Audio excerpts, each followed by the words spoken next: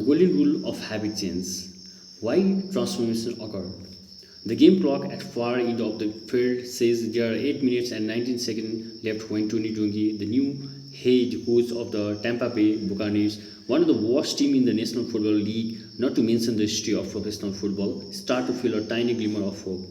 It's late on a Sunday afternoon, November 17, 1996. The Buccaneers are playing in San Diego against the Chargers, a team that appeared in the Super Bowl the previous year.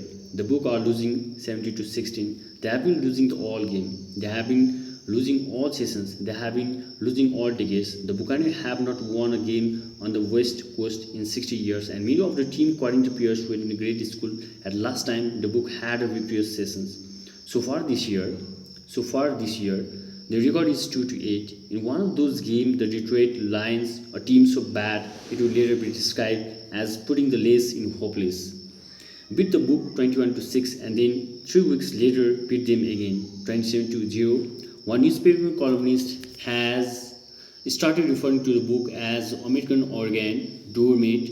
ESPN is predicting that Dungy, who got his job only in January, could be fired before the year is done. On the sideline, however, as Dungy watches his team arrange itself for the next play, it feels like the sun has finally broken through the clouds. He doesn't smile. He never let his emotions show during a game, but something is taking place on the field. Something hasn't been working toward for years. At the cheer from the hostile crowd of 50,000 rained down upon him, Tony Dungy sees something that no one else does. He sees proof that his plan is starting to work. Tony Dungy had waited and interviewed for this job for 17 years. He prowled the sidelines as an assistant coach, first at the University of Minnesota, then the Pittsburgh Steelers, then the Kansas City Chiefs, and back to Minnesota with a beginning 4 times in the past decade, and had been invited to interview for head coaching position with NFL teams.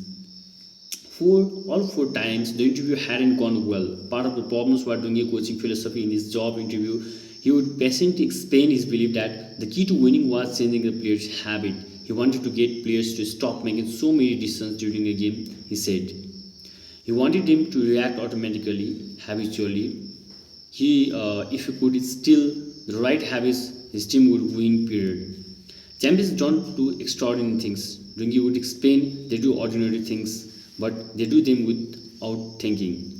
Too fast for other team to react. They follow the habits they have learned.